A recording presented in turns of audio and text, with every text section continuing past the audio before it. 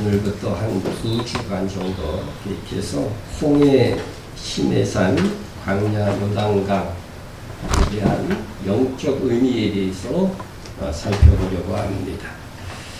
특별히 홍해와 시내산은 그 위치와 영적 의미가 매우 연관되어져 있습니다.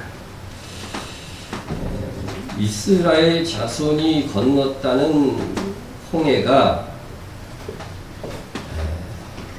어디면 무슨 상관인가?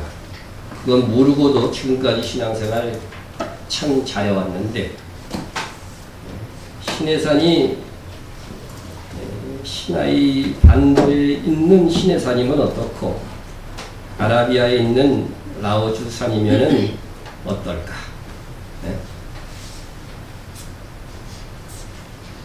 아무 상관없지 않는가? 우리는 그냥 어딘지는 정확하게 몰라도 홍해바다 하나님 가르친 걸 믿고 따르니까 나는 별 상관없습니다 생각할 수 있습니다. 그러나 우리 신앙은 이 뭉실한 데서 좀 진도해야지 좋습니다. 사랑하면 상대방에 대해서 어떻게 해요? 더 알고 싶죠? 그 내면의 깊은 것까지. 우리 하나님을 사랑하면 진리의 깊은 것까지 깨닫고 알아갈 때에 그걸 희열을 느낄 줄 알아요. 그러면 주님이 오실 때 기뻐하십니다. 너는 나를 알고지. 하나님을 아는 지식을 가장 고상한 지식으로 여겼구나. 칭찬받게 될 것입니다. 지금껏 알고 있던 시내산을 그대로 인정하면 이스라엘 자손은 40년간 사실 출애굽하지 못한 것이 됩니다. 이스라엘의 범주는요, 바로 애굽 시내에서 이렇게 지금 되어 있어요. 그대로부터 지금까지도 이렇게 결정되어져 있어요. 근데 만약에 이스라엘이 다녔던 그 광야가 이 시나이 반도라면 출애굽한 게 아니에요. 40년 동안. 네? 이게 참 굉장한 모순이 발견해요. 성경 제목부터 바뀌어야 돼. 출애굽기가 아니고 뭐라 그래야 되나 그럼. 네. 애굽기야 애굽기. 애굽 안에 그대로 있었던 거예요. 네? 홍해가 여기라고 자꾸 전통적으로 얘기하는데 그렇게 얘기하면 출애굽한 게 아니거든요. 그래서 이것은 중요한 문제를 일으켜서 하나님의 말씀에 오류를 불러일으키게 되는 결과를 가져오게 됩니다. 그리고 홍해를 건너서 불렀던 모세의 노래는요, 무슨 노래냐면요, 구원의 노래입니다. 계시록에도 모세와 노래가 어린 양의 노래와 함께 불러지죠. 같은 의미라는 거죠. 네? 그래서 아직 애굽을 벗어나지 못한 상태에서 구원의 노래를 불렀다는 것이, 이거는 성경을 깊이 연구할수록 모순이 발생합니다. 또 성경에서 애굽과 홍해, 광야, 요단강, 가나안으로 상징되는 구원론에 있어서 굉장히 중요한 문제를 일으킵니다. 성경은 무슨 책이에요? 구원의 책이죠. 네? 왜 성경을 보느냐? 너희가 영생을 얻고자 성경을 본다고 예수님도 그렇게 말씀하셨고, 예수님 당시에 뭐 바리새인들이나 또 제사장들도 그것만은 다 인정을 했죠. 그래서 이 모든 성경에 있는 사건들은 구원론과 관련된 사건들이라는 거죠. 그래서 보시면 애국은 세상이죠. 우리 개인적으로 하면 불신자의 상태 때를 얘기하는 겁니다. 근데 홍해바다를 건너는 것은 무엇이냐? 오늘 그것을 다룰 것이 오늘이 핵심입니다. 네? 영접하는 순간, 예수 그리스도를 영접하는 순간 우리는 성령 세례를 받고, 이것은 우리의 행위와 아무 상관이 없어. 아니 예수 믿고 구원받는 그 예수 믿는 순간에 그 전에 행위를 봐서 너는 안 돼. 하나님이 그러십니까? 믿는 즉시 뭐였어요? 세례를 주는 거예요. 네? 그건 형식적인 것이고 실제로는 성령 세례를 받는 거예요. 성령 세례는 성령께서 내 안에 거하시는 거죠. 그것은 오늘 계속 설명이 될 겁니다. 그럼 광야는 뭐냐? 광야는 구원 후의 삶입니다. 여러분, 광야에서 하나님이 함께 하셨어, 안 하셨어요? 항상 하나님의 임재의 상징인 성막이 있어서 광야 이스라엘을 다 인도했어, 인도. 구원 후의 삶입니다. 이때는 구원이 확정된 것을 의미하는 겁니다. 보면 개인 한 사람 한 사람의 구원, 그 이스라엘의 역사를 떠나서 이 크게 보면은요, 광야는 구원 후의 삶이고, 이때는 뭐가 요구돼요? 바로 이때 행위가 요구됩니다. 행위가 요구됩니다. 왜? 이 행위에 따라 뭐를 얻기 때문에 상을 얻게 될 것이기 때문에. 그 다음에 요단강이 의미하는 바는 죽음입니다. 우리 찬송가에도 보면은 요단강 건너가 막 그러죠.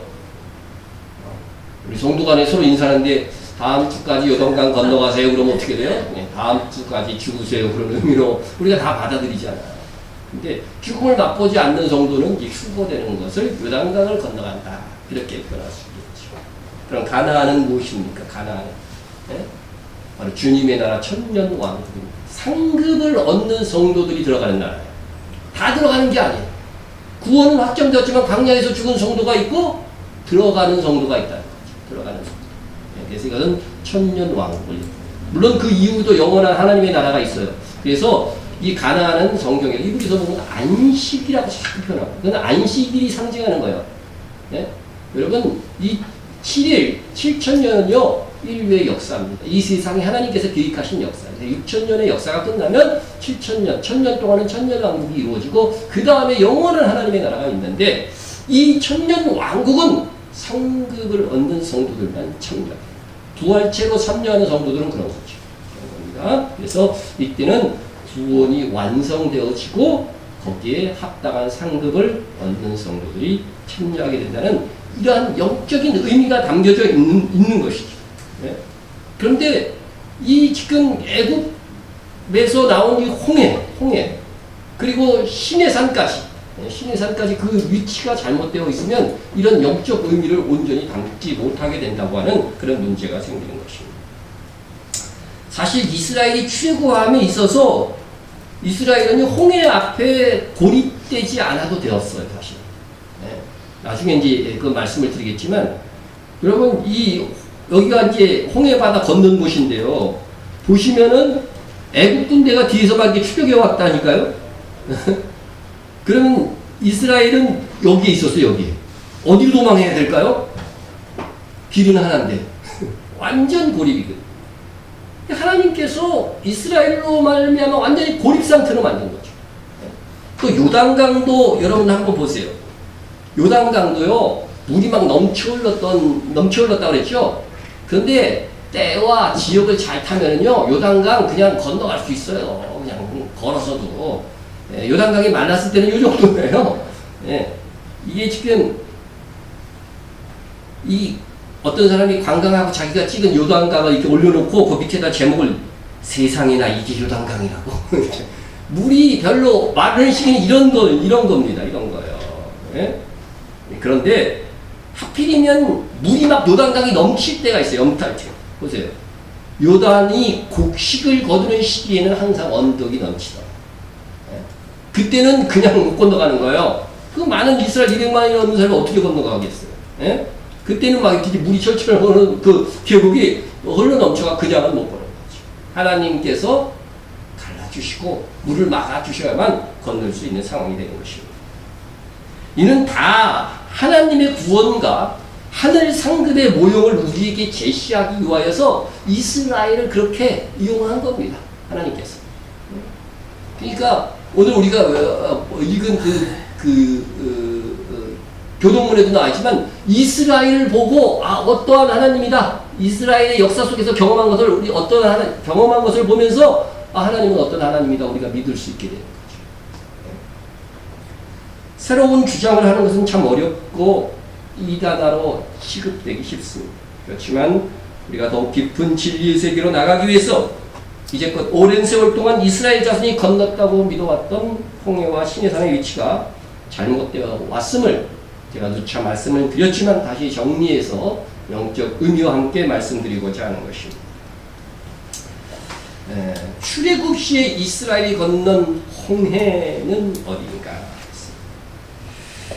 우리는 성경에서 이스라엘 백성이 애굽을 탈출해서 홍해를 건넌 것으로 나오지만 사실 성경 히브리 원문에는 홍해라는 말은 단 한 구절도 안 나와요. 뭐라고 나올까요? 갈대 바다라고 되어 있어요. 갈대 바다. 갈대 유대인들이 홍해를 출애굽할 때 걷는 것이 홍해라고 성경 어디에도 기록되어져 있지 않는데 한글 성경뿐 아니라 거의 모든 성경이 다 홍해라고 돼 있어요. 영어도 마찬가지. 다른 번역들도 마찬가지. 단 히브리 원문만은 제외하고 원문을 따라야 되는데 번역본을 따르는 거죠. 그래서 왜 이렇게 됐을까? 그래서 이게 영어에서 보면은요, 갈대바다. 히브리 원문은 갈대바다로 되어 있거든요. 갈대바다라고 영어로 하면은요, 리드시에 리드시. 근데 홍해는 뭐예요? 붉은 바다니까 레드시죠, 그죠? 네? 근데 여기서 이자 하나를 딱 잘못 기록하면 어떻게 돼요? 이게 레드가 돼버린 거야. 그래서 홍해가 되었다. 그러한 설도 있어요. 설도 있습니다. 우리가 맥추절도 마찬가지고 홍해도 마찬가지고 원문에는 맥추절이라는 단어가 없고 그리고 홍해라는 것도 없으니까 이게 뭐 성경 번역본을 바꿀 수도 없고 읽을 때 이해를 해야 돼. 어쩔 수 없어 지금은. 자, 그런데 그 이전부터 그 이전의 시대에 이미 헬라어 번역본, 히브리어를 헬라어로 번역한 예수님 당시에 쓰여진 성경에도요, 홍해라고 돼 있어요, 이게. 잘못 번역된 거죠. 근데 이 번역본이 100% 틀렸다고 할 수도 없는 것이, 홍해는요, 한 군데가 아니라 두 군데예요. 이게 보시면은요, 밑에 쪽으로 이렇게 길게 계속 바다가 있어요, 이게. 이걸 다 홍해인데, 홍해가 이게 두 갈래가 있는 거예요, 두 갈래가. 그러니까 이게 여기도 홍해고 저기도 홍해니까 이스라엘이 건넌 진짜 그 홍해가 여기 갈대바다가 여기라고 한다면 홍해라고 해도 틀린 말은 아니다. 그러나 정확한 표현은 아니다 하는 것이 좀 안타까운 점이 있다 하는 것입니다. 근데 일부 학자들은 홍해가 실제는 원문에 갈대바다다 이렇게 기록되어 있기 때문에 갈대는 민물에서 자라요, 바닷가에서 자라요? 민물에서 주로 자라죠. 그죠? 민물에서 자랍니다. 그래서, 이 민물에서 내륙에서만 자라니까 일부 고고학자들은 모세와 이스라엘 자손이 건너갔던 이 홍해가 애굽에 있는 호수다, 호수. 뭐, 만델라 호수, 발라 호수, 팀사 호수, 비토 호수 중에 하나가 아닌가? 이런 호수들이 거기 많이 있었는데 이런 호수가 아니냐? 그래서 무려 8군데를 추정하고 있어요.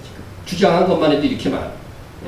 물론 수에즈만에 있는 것과 누에이바 요쪽 아카바만에 있는 홍해의 선이 가장 강력하긴 합니다. 그러나 호수를 건너. 근데 이 갈대가요, 바닷가에서 특별하게 자라는 갈대도 있어요. 우리가 가까이 있는 무슨 구멍이 있죠? 여기? 그죠? 갈대 숲이 많은 그 바닷가잖아요. 바닷가인데 갈대 자랐잖아요. 안 자라는 게 아니라고 하는 사실이죠. 어쨌든 특별히 우리가 모든 것들은요, 기준이 뭐가 돼야 되냐면 성경 안에서 답이 있으면 성경을 따라야 되는 거죠. 무조건 성경은 옳다는 관점을 가지고서 우리는 봐야 되는 것이죠. 민수기 14장 25절과 열왕기상 9장 26절에 보면 분명한 홍해 주변에 도시가 있어요. 도시. 성경에서 말하는 그 도시가요, 명확하게 그 위치에 항상 있었던 도시라고 한다면, 그렇죠? 홍해는 어디 있냐? 그죠? 수에즈만이냐? 아니면 아카바만이냐? 확정이 된다는 거죠. 확정이 된다는 거죠. 보다 확실한, 우리가 암송하기도 했던 열왕기상 9장 26절 말씀을 먼저 봅니다. 솔로몬 왕이 에돔 땅 어디라고 돼 있어요? 홍해라고 분명히 나와 있죠. 그죠? 홍해 물가. 홍해 해변이라는 거죠. 홍해 물가에 엘롯 근처 에시온게베에 배들을 지은지라 이렇게 되어 있습니다. 이걸 기록한 당시에는 에돔 땅이었나 그죠? 네. 에돔 땅. 여러분 성경에서요, 에돔 땅은 한 번도 위치를 변경한 적이 없어요. 조금 그 근처에서 왔다 갔다 했을 뿐이죠. 네? 에돔 민족은 세이산에 거한다고 분명히 돼 있었고, 여기 보세요. 자, 에돔은 항상 여기 살았어요. 여기. 네? 여기 살다가 예수님 때 올라와갖고 그 에돔족 속에서 헤로드 왕이 유대인의 왕이 돼버린 거 아니에요. 예? 로마 사람들은 거기 살고 있으니까 다 똑같은 족속인 줄 아는 거야. 이 에돔 족속은 항상 이스라엘 밑에 쪽 여기에 살았단 말이에요. 여기 에돔 땅에 뭐가 있다고 그래요? 홍해가 있다는 거예요. 에시온 계별은 여기란 말이죠. 여기. 엘롯 근처 에시온 계별이었죠. 그죠? 엘롯 근처 에시온. 이 땅은요, 사우디아라비아가 차지하다가 이스라엘이 차지하다가 왔다 갔다 했었어요. 근데 이제 최근에는요, 바로 이 에시온 계별은 어디냐면은요, 에일라트. 이것이 엘롯을 그대로 사용한 거래요. 엘롯이 에일라트. 네? 네? 자, 요죠, 기분. 눈이 좋으신 분 봤어요? 못 보신 분을 위해서 다시 에일라트, 엘롯. 이것이 바로 성경에 나온 뭐예요? 엘롯을 그대로 표현한 거예요. 그대로 문자. 그러니까 엘롯과 에시온 계별은 같은 성이에요. 같은 성. 그래서 엘롯 근처 에시온 계별이 있고 이 엘롯에 가면은요. 에시온 계별에 대한 설명도 있고 유적도 남아있어요. 4km 정도 4km 되는 성벽을 쌓고서 했다는 유적도 있고 안내판도 다 볼 수가 있어요. 그러니까 홍해는 어디라고 하는 것이 이 성경상 너무 정확하다고 하는 거예요. 조금 더 자세히 보면은 여기가 에일라트, 이게 바로 엘롯이라고 하는 이 부분이 다 엘롯입니다. 엘롯. 그리고 에시온 계별. 성경에 말하는 그 도시가 그 이름 그대로 있어요. 예? 그리고 요 밑에 타바라고 하는 도시 있죠? 여기 끝에. 예? 예? 요거는 이집트예요. 이집트 땅. 지금 현재 이집트 땅이에요. 예? 그러니까 이집트와 경계한 그래서 광야로 넘어올 수 있는 그것. 이것이 여기가 진짜 홍해라고 성경 자체에서 말씀하고 있다는 것입니다. 그래서 우리가 이것을 분명히 알고 판단해야 되겠다. 그런 것입니다. 자, 이 에일라트에 접한 해안은 현재 이스라엘이 11km밖에 안 돼요. 근데 중요한 요충지인 게, 요 홍해 바다로 나갈 수 있는 그 해변 11km가 이스라엘의 유일한 통로예요. 유일한 통로. 그래서 아주 지금도 귀하게 하고 있고, 1967년에 6.1 전쟁 여러분 다 들어봤잖아요. 6.1 전쟁이 여기 때문에 일어났다니까. 애국이 이집트에서 이 홍해 해변에 모든 관할권 자기네들에게 있다 해갖고 전쟁을 일으키는 거예요. 그러다가 어떻게 돼요? 그러다가 어떻게 됐어요? 네? 그러니까 이 홍해 해변 요 아카바반 쪽을 다 이스라엘이 이집트가 사용하려다가 이스라엘이 경계가 여기였었는데 1967년 6.1 전쟁을 통해서 어떻게 됐어요? 이스라엘이 여기를 다 먹어버렸어요. 여기까지. 그래? 그런 주장에 이스라엘이 이 전까지는 그대로부터 다 이집트 땅이었는데 이스라엘이 여기를 다 차지한 거예요. 6.1 전쟁, 6.1 전쟁에서 6.1 전쟁.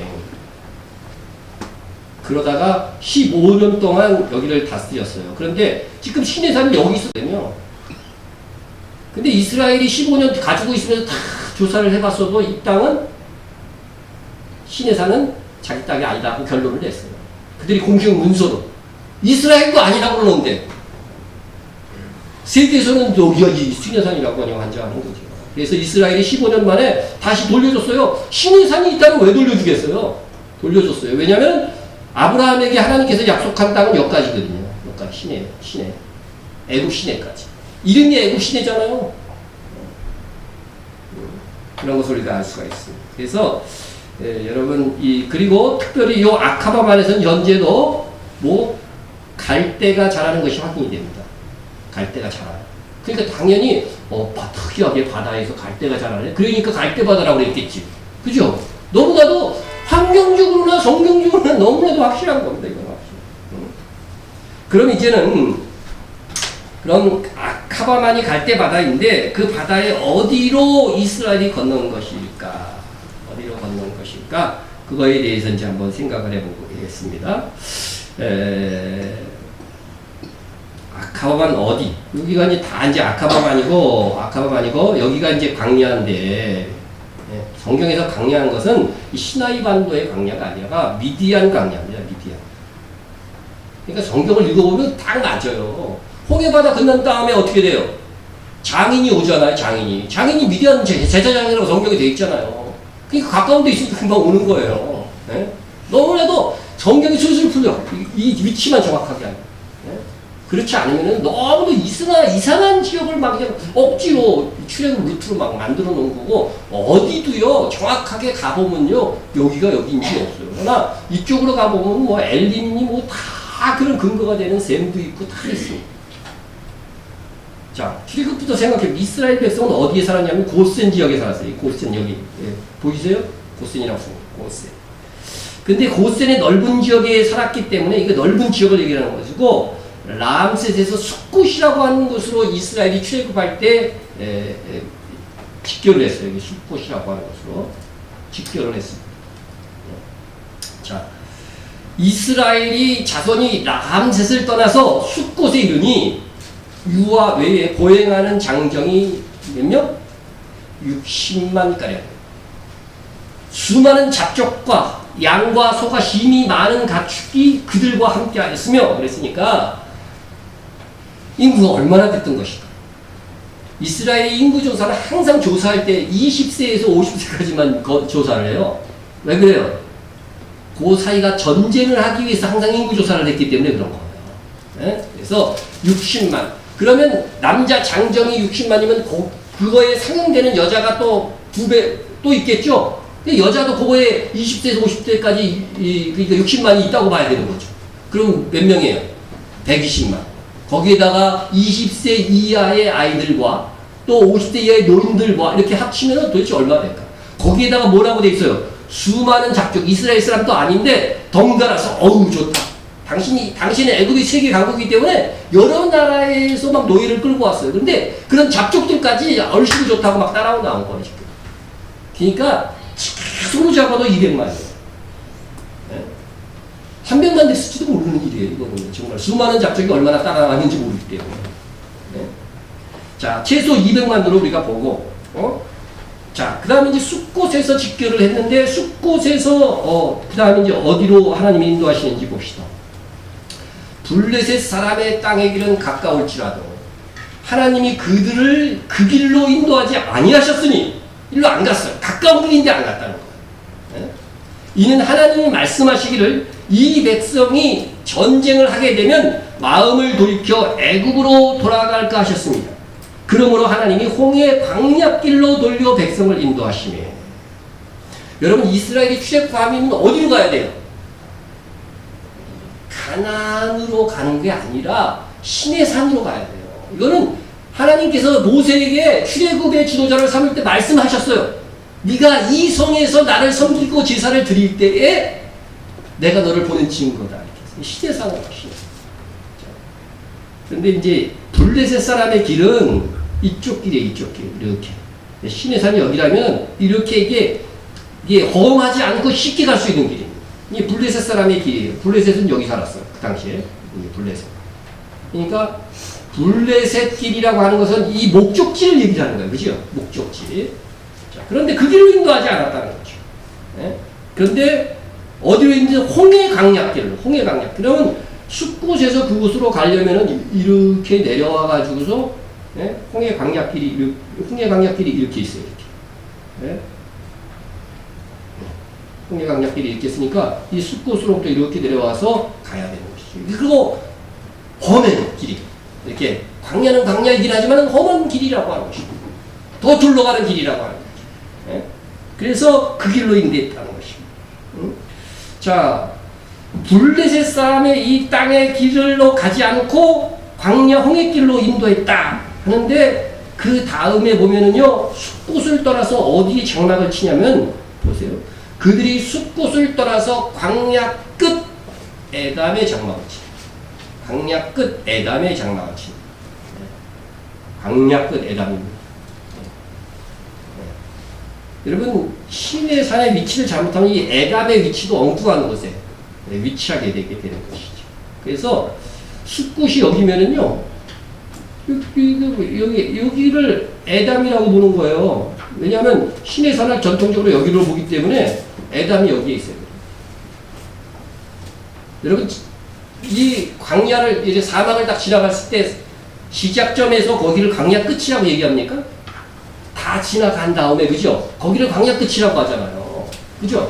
광야 끝은 뭐냐면요, 여기를 횡단해서 왔을 때 여기를 얘기하는 거예요, 광야가. 그러니까 진짜 에담의 위치는요, 여기라는 거예요. 이것부터 그러니까 이런 출애굽 위치를 그냥 추정하는 거예요. 여기에 있었을 것이다, 대충. 그런데 광야 뜻은 이 광야를 다 횡단한 다음에 장막을 치는 것입니다. 지금 애굽에 출애굽하지 않은 상태에서는 빨리 가야 되는 거예요. 빨리 가야 돼요. 근데 여기 이렇게 보면 이제 문제점이 뭐냐면요, 이 상당한 우리 지도로 보니까 이게 주황이지만 여기가 상당한 거리인 거예요. 이 상당한 거리를 어떻게 잠도 자지 않냐고 여기 숲곳에서 여기까지 중간에 장막을 안 쳤다는 거예요. 여기 에담에 와서 장막을 쳤다는 것은 이렇게 상당한 거리가 어떻게 동안 장막을 안 치고 계속 갈 수 있느냐. 근데요, 성경에는 진짜로 그렇게 돼 있다고 기록되어 있거든요. 잠 안 자고 계속 갔대요. 네? 보십시다. 여호와께서 그들 앞에 가시며 낮에는 구름 기둥으로 그들의 길을 인도하시고 밤에는 불기둥으로 그들을 비추사 낮이나 밤이나 진행하겠다는 거예요. 쉬었어요? 밤에? 잠 잤어요? 안 잔 거예요. 그때 이스라엘 백성에게 하나님께서 능력을 주셔서 밤이나 낮이나 그 유아들을 데리고 계속해서 그냥 가축에 태웠겠지, 애들은. 노인들도 타고 젊은이들은 걷고 막 이렇게 해갖고 밤이나 낮이나 밤이나 낮에는 구름기둥 밤에는 불기둥으로 백성 앞에서 떠나지 않게 하니라 했다는 겁니다. 그래서 이곳 날씨는 아무리 더워도요, 그늘만 있으면 습기가 없어갖고 시원해요, 진짜. 저는 가봤잖아요. 또 밤에는 온도가 또 극강해요. 이 광야지대나 사막은요. 그러면 하나님께서 불기둥으로 거대한 스팀이 되게 하는 것입니다. 그래서 낮에는 구름 기둥만 있었던 것이 아니에요. 이렇게 기둥만 있었던 게 아니고 이스라엘이 있는 곳에는 하늘로 구름으로 덮으신 것이고, 그 다음에 뭐예요? 밤에는 불기둥. 네. 좋습니다. 자, 이렇게 해서 밤낮 갔는데 아마 이 길은 사흘길이었을 것이다.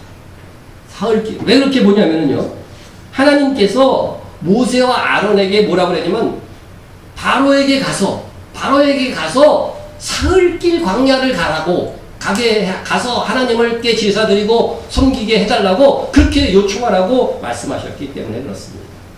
모세 너는 그들의 장로들과 함께 애굽 왕에게 이르기를 히브리 사람이 하나님 여호와께서 우리에게 임하셨은즉 우리 하나님 여호와께 제사를 드리려 하오니 사흘길쯤 광야로 가도록 허락하소서. 그죠? 사흘길이라고 분명히 요구했다는 거죠. 네? 그래서 이 모세와 아론은 실제로 그걸 순종합니다. 모세와 아론이 원래 장로들하고 같이 가라고 했는데 진짜 둘만 갔어. 네? 그 이유에 대해서는 오늘 얘기 안 하고, 하여튼 모세와 아론이 이르되 히브리인의 하나님이 우리에게 나타나셨은즉 우리가 광야 사흘길쯤 가서 우리 하나님 여호와께 제사를 드리려 하오니 가도록 허락하소서. 안 가면 여호와께서 우리를 전염병이나 칼로 우리를 치실까 두려워하나이다. 이렇게 이야기했어요. 하나님이 시키신 대로 말한 것이죠. 그리고 그래도 안 보내니까요, 막 재앙이 떨어지잖아요. 그래서 재앙 중에 이제 다시 바로가 부르니까 들어가서 우리가 사흘길쯤 광야로 들어가서 우리 하나님 여호와께 제사를 드리되 우리에게 명령하신 대로 하려 하나이다. 다시 사흘길을 얘기한 거죠. 사흘길쯤 가서. 그러니까 이때 바로가 뭐라고 그랬냐면요, 그냥 광야로 가지 말고 여기서 드려. 니네 사는 거기서 하나님께 제사 드려. 그러니까 모세와 아론이 뭐라고 그러냐면은 여기서 드리면은요, 애굽 사람들한테 미움을 사갖고 그들이 우리를 돌로 칠 수가 있다. 그러니까 여기서는 안 된다. 우리는 광야 사흘길로 가야 된다. 이렇게 하니까 또 뭐라고 그러냐면은요, 바로가 다시 타협안을 냅니다. 바로가 이제 내가 너희를 보내긴 보내는데 너희가 너희 하나님 여호와께 광야에서 제사를 드릴 것이나 너무 멀리는 가지 마. 사흘길은 안 된다는 거죠. 네? 조금만 가갖고 거기서 제사를 드려라. 이렇게 얘기를 한 거예요. 이렇게 얘기를 한 것입니다. 그렇지만 사흘길을 가야 돼. 하나님이 명령한 거니까. 네? 왜 사흘길일까? 네? 왜 사흘길일까? 왜 사흘길일 것 같아?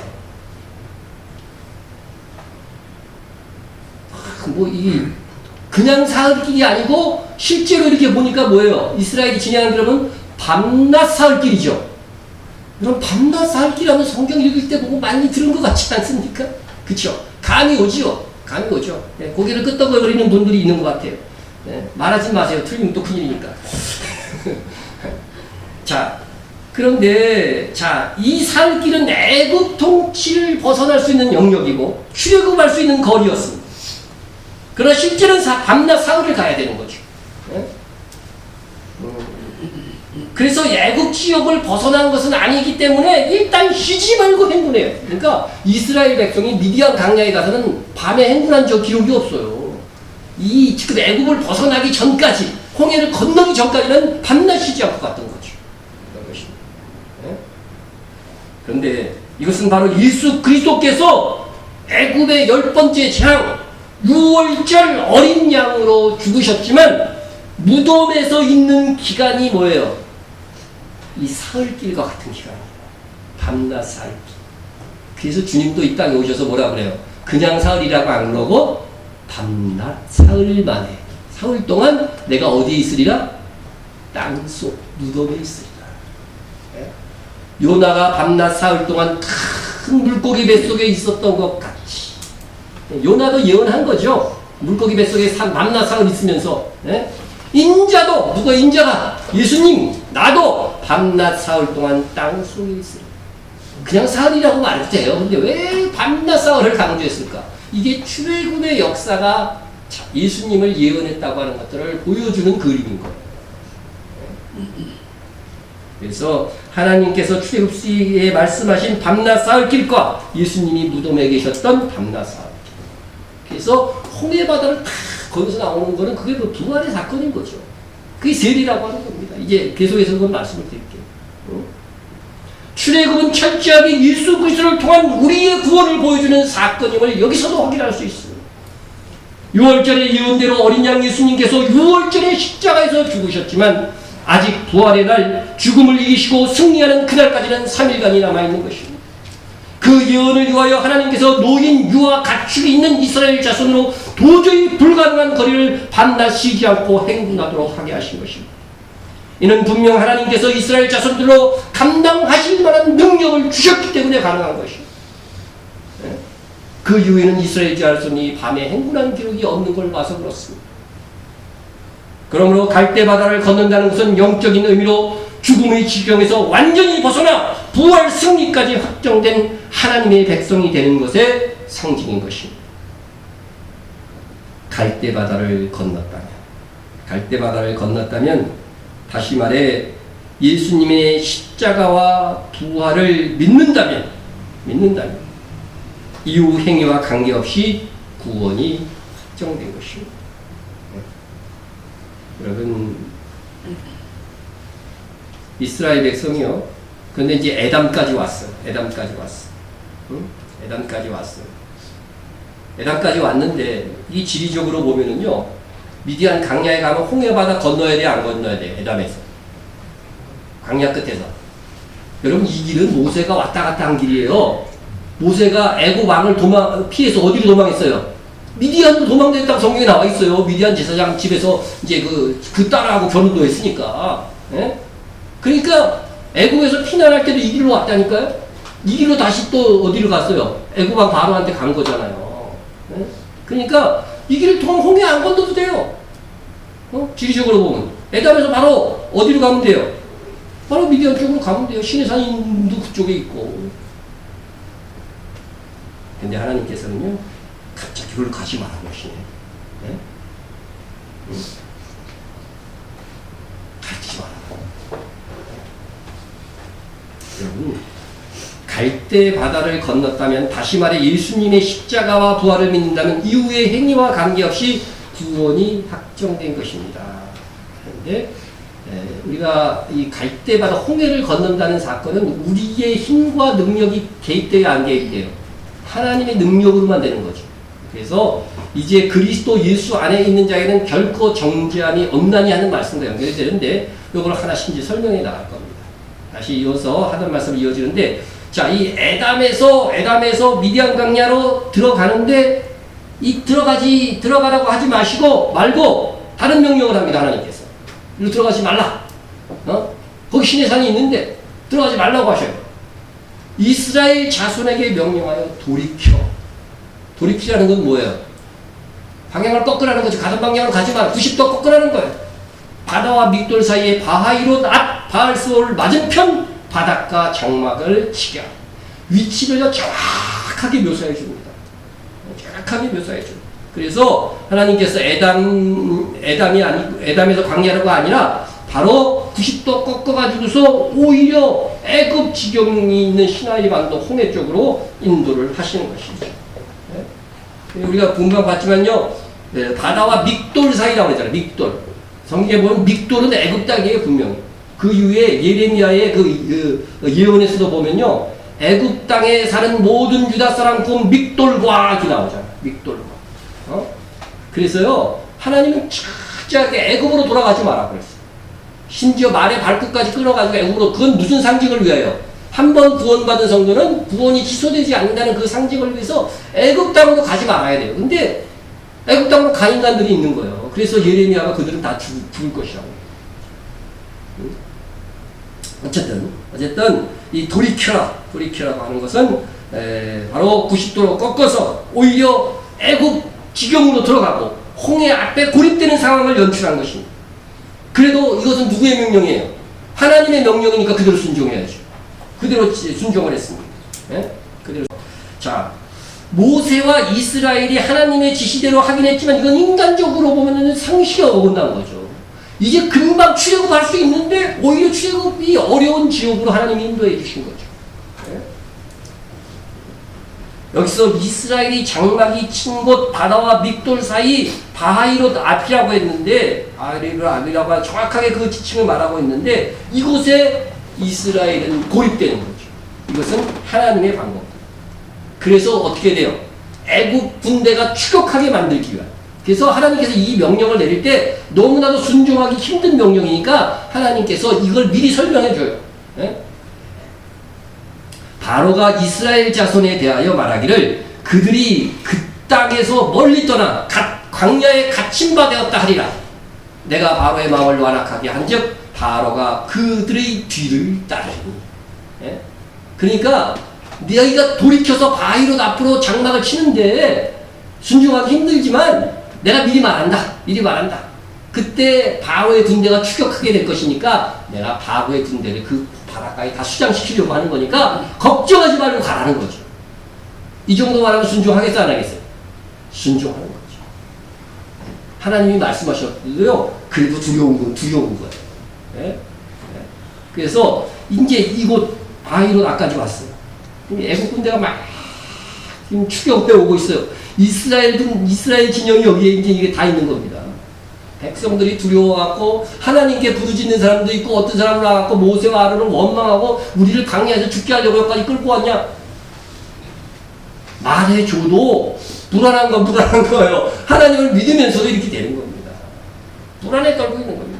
네? 자, 그래서 이제 보세요. 뒤에는 완전히 산악지되고 추격하는 길은 오직 하나고 글로 가면 애국 군대가 나한테 도망가는 거니까 그 길로 이쪽으로 어떻게 도망을 갈 수가 있겠어요. 네? 이 산속으로 그리고 막 올라갈 거예요? 네? 그러면 애국 군대가 와서 다 토벌해버리면 끝나는 거죠. 네? 여러분, 이스라엘이 할 수 있는 것이라고는 아무것도 없는 상황을 하나님께서 만드신 거죠. 그죠? 네. 애국의 최정예 군대와 맞서 싸운다는 무모한 사투일 뿐입니다. 그러나 이것은 하나님의 계획이었음을 안 모세는 백성들에게 이렇게 외칩니다. 너희는 두려워하지 말고. 막 두려움에 떨고 있는 거예요, 지금. 두려워하지 말고 가만히 서서 여호와께서 오늘 너희를 위하여 행하시는 구원을 보라. 여기서 중요한 말씀이 뭐냐면 가만히 서서. 할 거 없다는 거지, 너희들. 가만히 서서. 여러분, 구원은 어떤 성격을 가진 거예요? 우리의 행위가 수반되지 않는, 그냥 받아들이는 거예요. 하나님이 하시는 역사를 바라보는 거예요. 예수 그리스도가 우리의 죄를 대신해서 죽으신 것을 믿기만 하면 되는 거지, 너희가 뭐 착한 행실을 해서 쟁취하는 게 아니야. 그 그 상징을 위해서 이스라엘을 수렁으로 빠지게 한 겁니다. 그들의 힘으로는 구원하지 받지 못하는 그런 상황, 오직 하나님의 능력과 하나님을 의지함으로 인해서만, 하나님을 믿음으로 인해서만 구원받을 수 있는 상황을 하나님께서 만드신 겁니다.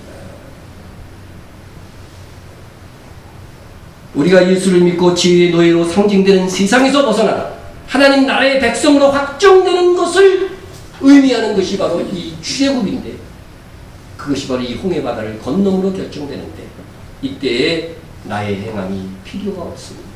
가만히 있어서 예수께서 나의 죄를 대신하여 죽으신 것을 믿기만 하면 됩니다. 그러면 하나님께서 성령 세례를 주사, 성령 세례, 홍해 바다를 걷는 것이 성령의 세례를 받는 거예요. 그래서 갈대 바다를 건너가게 하사 취소될 수 없는 하나님의 백성이 되게 하십니다. 이는 예수를 믿는 이후에 우리가 죄를 져야 안 지어요? 예수 믿고도 엄청나게 죄를 지어갖고 교회 올 때마다 그렇게 기도하잖아. 죄를 짓지만, 그래서 그 죄에 대해서 징계를 받고 보응을 받아야 안 받아요? 받지요. 받지만 지은 죄가 정죄되어서 하나님의 백성에게서 탈락되어서 다시 불신의 상태, 다시 세상 나라의 백성이 되는 일은 없다는 겁니다. 그러므로 이 말씀이요. 이 말씀 안 나왔네요. 읽어드릴게요. 로마서 8장 1절, 2절, 여러분 꼭 기억해야 될 말씀입니다. 그러므로 이제 그리스도 예수 안에 있는 자에게는 결코 정죄함이 없나니. 여러분, 왜 그리스도 예수 안에 있는, 예수를 믿는 사람들에게는 정죄함이 없어? 죄를 짓는데 죄가 죄로 인정 안 된다는 게 정죄함이 없다는 말이 아니에요. 왜 정죄함이 없습니까? 2절에서 이렇게 얘기합니다. 로마서 8장 2절에서 이는 그리스도 예수 안에 있는 생명의 성령의 법이 죄와 사망의 법에서 너를 해방하였습니다. 예수님을 믿는 자는 결코 정죄함이 없습니다. 죄를 지으면 사망한다는 것은 죄와 사망의 법이에요. 죄와 사망. 로마서 8장 2절에서 말하는 죄와 사망의 법에 의해서 죄를 진 사람 죽는다는 것, 죄 지면 죽는다는 게 죄와 사망의 법이죠. 그런데 우리는 그 법에 더 이상 적용을 받지 않는다는 거예요. 생명의 성령의 법이 그때부터 작동하고, 예수를 믿으면요 생명의 성령의 법이 작동되는 거예요. 우리가 예수를 믿으면 생명을 얻습니다. 영원한 생명을 얻었다는 의미죠. 그런데 그 생명이 누가 유지시켜 주죠? 성령께서. 어떤 방법으로? 우리 안에 내주하시고, 우리가 한번 믿으면요 그 믿음을 지켜주시는 거예요. 그때부터. 그래서 우리가 영원히 구원을 잃어버리지 않도록 역사해 주신다고 하는 것입니다.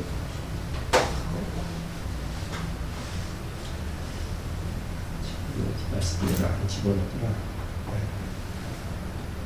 꼭 넣었어야 되는 말씀인데, 자, 그 다음에 고린도전서 10장 1절 2절 말씀, 고린도전서 10장 1절 2절 말씀, 여러분 화면에는 없지만 한번 여러분들 읽어드립니다.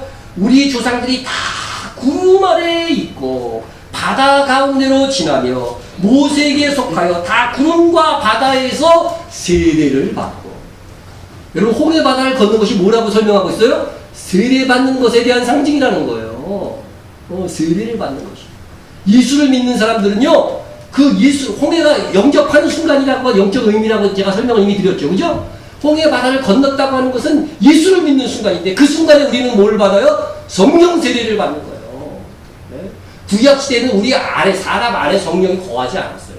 거했다가도 떠나가고 그랬어요.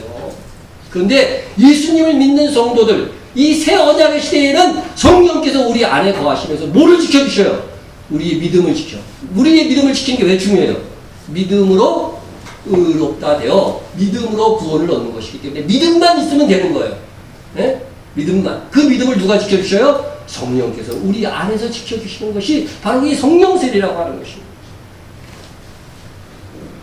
그래서 이 갈대바다를 건넌 사건은 우리가 어떻게 구원받을 것인지를 가르쳐주는 예언적 사건입니다. 네? 예언적 사건입니다. 모세가 출애굽기 14장 21절 말씀 읽어드립니다.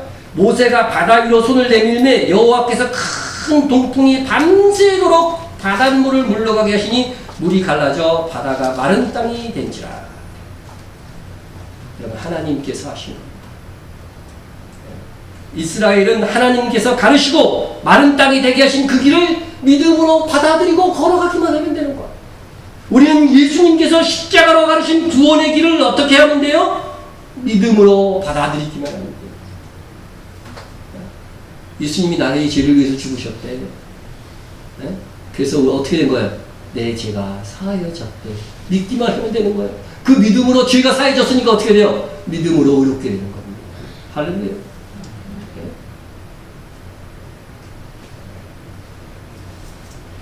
여러분, 갈대 바다 누에이바, 그러면 여기서 다시 한번 아카바반에 있는 홍해가 갈대 바다라고 하는 것들을 더욱 확증하고서 결론을 맺고자 합니다. 성경에 보면 이스라엘 민족들이 출애굽할 때 해변가에 진을 치고 있었다 하는 말씀입니다. 해변가에. 예? 바하이롯 앞 바알스볼 맞은편 바닷가에 장막을 치게 하라. 바닷가에 장막을 치게 하라. 예? 근데 이스라엘 인구가 당시에 얼마였다고요? 최소, 그것도 벌써 잊어먹었어요? 최소 200만 정도. 200만. 여러분, 축구장, 야구장 가면 몇몇 모여, 보통. 2, 3만. 모여도 많이 모인 거죠. 그죠? 근데 200만이면 엄청난 인구예요. 엄청난. 네, 그러면 그 해변가가 얼마나 넓어야 돼요? 200만이 야영하려면. 네? 이건 엄청난. 그런데 하나님께서 이 아카바만의 해변가에 그런 땅을 이미 만들어 놓으셨어요. 네? 이게 누웨이바라고 하는 것인데, 이 사람들이 이 지역을 누웨이바라고 해요. 네? 뜻이 뭔지 아세요? 혹시 뜻 아는 사람. 물을 가는 곳이에요. 뜻이. 지금도 여기 지명이 누에이바면 여기가 홍해를 건넌 것이 확실해야지. 예? 지금도 이 사람들이 누에이바 우리나라로 말하면은 물을 가는 곳이라고 부른다니까. 근데 여기가요. 우리 이제 뭐 설명할 필요도 우리나라 여의도 가보셨으니까. 여의도 면적의 6배예요. 그러니까 200만이 야영할 수 있는 거예요. 하나님이 여기를 예비해 놓으신 거지. 예비해 놓으신 거지. 네? 그런데 문제는 이제 바다를 건너야 되는데, 네. 바다를 건너야 되는데, 이 상대편 건너간 지역까지 바다를 건너야 돼 15km, 15km. 어떻게 건너갈 것이냐. 바다에 물이 마른다고 해도요, 문제는 뭐냐면요, 여러분 학교 다닐 때 공부한 기억이 있는지 모르겠지만, 대륙붕이라고 해서요, 육지에서 이렇게 대륙붕 거리 200m만 가면은요, 어떻게 돼요? 극강화됩니다. 해저 지형이. 극강화되고, 여기서 이렇게 올라오면 이게 섬이고 이런 건데, 어디나 해변가에서 200m 정도만 가면은 이게 극강화예요. 그럼 아무리 말랐어도 사람들이 막 여기서 걸어오다가 다 떨어져요. 왜 못 갑니다. 네? 문제가 그런 문제가 있는 거죠. 근데 하나님께서 이것도 다 예비해 놓으셨어요. 놀랍게. 네? 보시면은 지금 이게 비가 오고 막 그러면은요, 토사가 이렇게 밀려오는 거예요. 이렇게 이 길로 밀려와갖고 이렇게 막 이렇게 토사가 밀려오겠죠. 그런데 그런 것들이 이제 옆으로 밀려나면서 이 땅이 지금 형성이 된 거란 말이죠. 네? 그런데 여기서 계속 토사가 밀려오니까 이렇게 계속 밀려나가는 거예요. 토사가 점점. 그러면서 바닷가로 들어갔겠어요? 안 들어갔겠어요? 바닷가로 자꾸 토사가 들어가 버린 거죠. 네?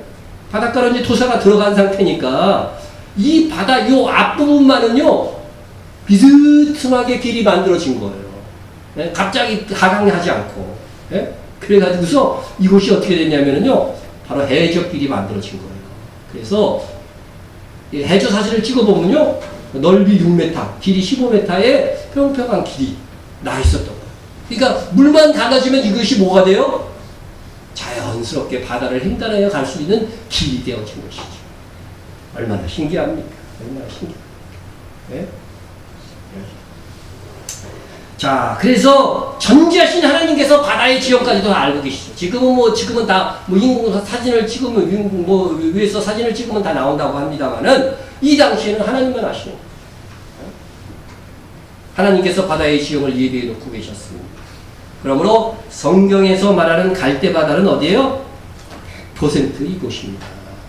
여러 가지로 제가 논증을 해주는 겁니다. 성경적으로, 또 지형적으로, 네? 네? 환경적으로 말이죠. 네? 이스라엘이 건넌 갈대바다 위치가 중요한 이유는 뭐냐? 그것은 이곳을 건너므로 출애굽이 되기 때문에 그렇습니다. 출애굽이 되기 때문에. 그런데 이집트의 갈대 호수나 수에즈만의 홍해를 건넜다고 하는 주장은 잘못되었을 뿐만 아니라 건넌 후에 여전히 애굽 땅이 되기 때문에 출애굽한 것이 아니 되기 때문에 그런 거예요. 홍해를 건넜는데 다시 애굽 땅이 시나이 반도다. 네? 지금 말이 됩니까 그게? 네? 오직 아카바만의 홍해를 건너야만 진정한 출애굽이 됩니다. 이런 원칙이 중요한 것은 이것이 성경의 기록 목적인 구원과 영생기를 예표하는 사건이 되기 때문에 그렇습니다. 모세는 하나님의 음성을 듣고 애굽 왕 바로와 대면하여 이스라엘 백성 200만을 이끌고 출애굽을 시작했습니다. 바로 이 갈대바다 앞에서 그러나 7대의 위기를 맞습니다. 이스라엘 백성들은 사면 초가에 직면했습니다. 앞에는 갈대바다, 뒤에는 산지오 길이라고 하는 유일한 길에는 바로의 군대가 밀려들고 있었습니다. 인간의 힘으로는 도저히 해결할 수 없는 모든 길이 꽉 막힌 그러한 상황이었습니다. 하나님께서 갈대바다 앞에서 구원의 상징을 위하여서 연출하고 싶으셨던 것이 바로 이러한 상황이었습니다. 인간으로서는 불가능한 상황, 오직 하나님의 능력과 은혜로만 가능한 상황, 구원은 우리의 어떤 행위로도 가능치 않은 오직 하나님만 의존함으로 이루어지는 것임을 보여주기 위하여 하나님은 이러한 장면을 연출하신 것입니다. 우리의 구원은 오직 하나님의 은혜로만 가능함을 알게 하시기 위하여 그러한 사건이 되게 하기 위하여서 하나님은 이 사건들을 연출해 주신 거예요. 어떻게 보면 이스라엘이 희생양이 된 겁니다. 너희는 두려워하지 말고 가만히 있었어. 여호와께서 오늘 너희를 위하여 행하시는 부분입니다. 그래서 값없이 주는 선물, 구원을 뭐라고 그래요? 하나님의 선물이라고 하는 것입니다. 우리는 가만히 있으라 합니다. 우리가 행할 필요가 없다는 것입니다. 그냥 하나님께서 행하시는 구원을 받아들이기만 하면 된다는 것입니다. 이스라엘이 홍해를 건너는 사건은 예수를 믿음으로 우리가 받는 구원은 내 행위가 아닌 오직 하나님의 은혜와 예수 그리스도의 보혈의 공로와 성령께서 감동하시는 역사, 취소되지 않는 영원한 구원임을 깨닫게 해주는 사건인 것입니다. 그러므로 우리는 거저받은 우리의 구원을 감사하고 진실로 찬양합니다. 가장 큰 선물을 거저받았어. 믿음으로 거저받았어. 그러면 어떻게 돼요? 내 행위로 쟁취한 것은 감사할 것이 없지. 내 수고로 받은 거니까. 그런데 하나님이 은혜로 주셨으니까 이것을 날마다 찬양합니다. 가장 큰 은혜니까. 지옥에서 영원히 사는 거하고 하나님의 나라에서 영원히 행복을 누리면서 사는 거하고 이거는 그냥 하늘과 땅의 차이가 아니잖아요. 그거보다 더한 차이잖아요. 이렇게 하나님의 은혜로 구원한 목적을 성경은 이렇게 말하고 있습니다. 이는 하나님께서 사랑하는 자, 곧 예수 안에서 우리에게 구원을 우리에게 거저주셨다는 거예요. 거저주시는 바입니다. 거저주시는 바. 우리의 행위로 쟁취한 게 아니에요. 거저주시는 바, 그의 은혜의 영광을 찬송하게 하는 것이다. 은혜로 구원한 것, 믿음으로 구원한 것의 목적이 뭐라고요? 우리가 하나님께 받은 이 구원을 하나님께 감사하고 날마다 찬양하게 하기 위해서. 그래서 한 겁니다. 그런데 우리의 구원을 자꾸 우리의 행위로 지켜내야 한다는 둥, 구원에 있어서 믿음도 있어야 되지만 행함도 있어야 한다는 둥, 성경 어디 한 군데도 없는 말씀을 자의적으로 해석해서 이 하나님의 은혜의 영광을 훼손하는 망령된 말들을 합니다. 여러분, 행위를 강조하면요 목회하기는 더 좋아져요. 쉬워집니다. 그래갖고 천국 가겠어? 이러면요 정신차리고 막 신앙생활 하거든. 예? 그러나 이는 하나님의 은혜를 훼손하는 악한 결과를 가져오는 것입니다. 행위는 우리가 받을 우리가 받는 구원이 아니고 우리가 받는 상급에 관한 것입니다. 상급에 관한 것입니다. 그것은 갈대바다를 걷는 광야에서 행할 일이고, 그래서 믿고 난 다음에 삶 행위가 굉장히 중요해요. 일단 믿은 다음에, 그것은 다음에 광야를 이야기할 때 말씀드립니다. 오늘 갈대바다를 건너 출애굽한 사건이 우리가 예수님을 믿음으로 사망을 이기는 구원의 사건을 예표하는 것임을 배웠습니다. 우리 하나님께서 우리에게 베푸신 구원, 은혜의 영광을 찬양합시다. 너희는 그 은혜에 의하여 믿음으로 말미암아 구원을 받았으니 얼마나 명확합니까? 행함으로 구원을 받았으니 이런 구절이 있으면 한 구절이라도 있으면 갖고 오세요. 저한테. 성경에도 없는 주장들을 하는 자들입니다. 믿음으로 말미암아 구원을 받았으니 이것은 너에게 난 것이 아니오 하나님의 선물입니다. 거저주시는 바입니다. 행위에서 난 것이 아니라고 명확하게 말씀하고 있잖아요. 행위에서 난 것이 아니니 이유가 뭐예요? 이는 누구든지 자랑하지 못하고 행위로 구원을 얻으면은요, 나 이렇게 멋지게 살았어 하고 자랑할 수가 있는 거예요. 근데 하나님은 구원에 관한 그런 자랑 못하게 만드셨다는 거예요. 그런데 자꾸 구원을 행위로 얻는다고 그렇게 자랑할 수 있는 조건을 만들어준단 말이지. 성경이 금하고 있는 것을 말이죠.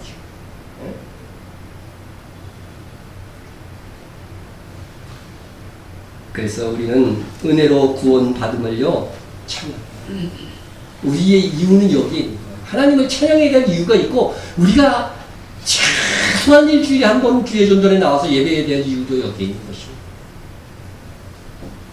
그럼 우리 하박국처럼 한번 찬양해 봅시다. 비록 무화과 나무가 무성하지 못합니다. 포도나무에 열매가 없으며 감람나무에 수출이 없습니다. 밭에 먹을 것이 없습니다. 여러분 이 상태에 되신 분 있으세요? 네? 우리의 양이 없고 외양간에 송아지가 없을지라도 나는 여호와로 말미암아 즐거워하노라. 우리가 받은 구원은 그 정도의 것입니다. 인간으로서는 크게 가난의 상황이 되어도요, 나의 구원의 하나님으로 말미암아 기뻐하리로라. 여러분 우리 하박국과 같은 마음으로 찬미 예수 182장 화면에 올라가서 찬양합니다.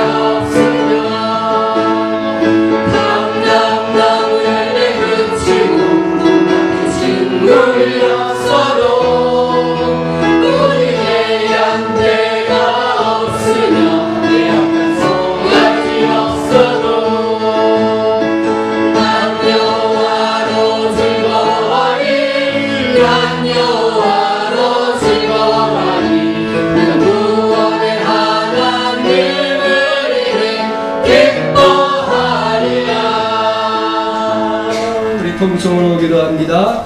하나님의 진리를 더 깊이 알 수 있는 지혜를 주옵소서.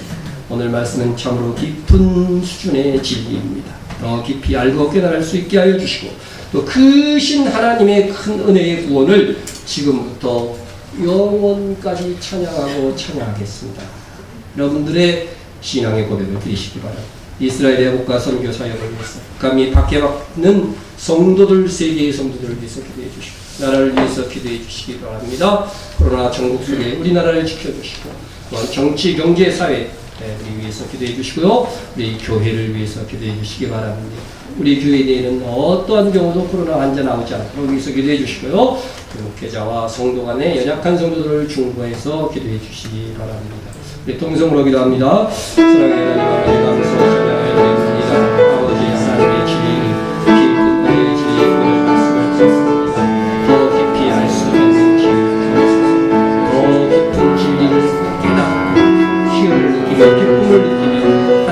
찬양할 수 있게 도와주시옵소서. 더욱더 하나님을 알아가는 고상한 지식이 더해지기를 바랍니다. 크신 하나님의 큰 은혜의 구원을 지금부터 영원토록 찬양하겠습니다. 예배 때마다 찬양하겠습니다. 날마다 찬양하겠습니다. 아버지 찬양할 수 있는 기억과 찬양할 수 있는 큰 구심을 하소서.